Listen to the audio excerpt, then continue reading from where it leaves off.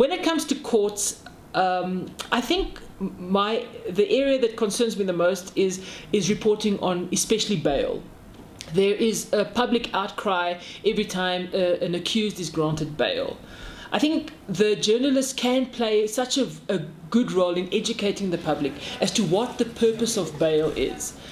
Bail is something which everyone has the right to ask for court in terms of the Constitution and in terms of criminal process.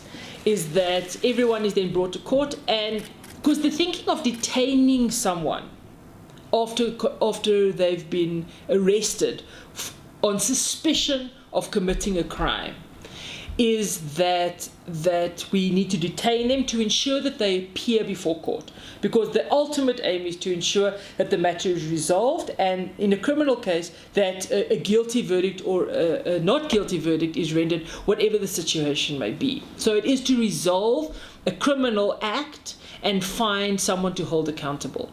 So the main aim is to ensure that the suspect, the person who's been accused, appears before court. That's why someone is detained.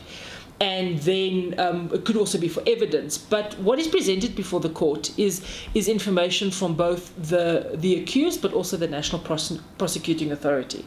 And factors that they take into account, obviously the nature of the crime.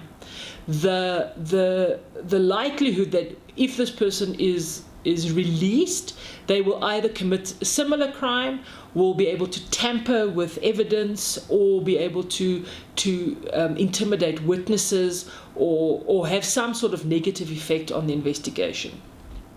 The likelihood of them obviously appearing in court, being a flight risk, being able to not be located, to flee the jurisdiction.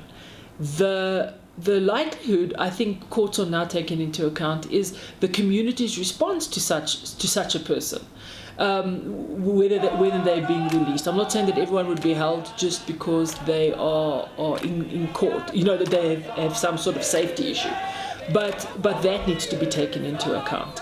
I think what's also then taken into account is the overcrowding in prisons, and that's not going to necessarily keep someone out, but having someone stay behind for bail or not be granted bail and then be sent to this overcrowded situation where this person doesn't meet any of these criteria does seem to be in a violation of their human rights. There are categories of bail. There's a bail that is a person granted for petty offenses in the lower courts. There's bail that a person can be granted for petty offenses by law enforcement officers at the police station.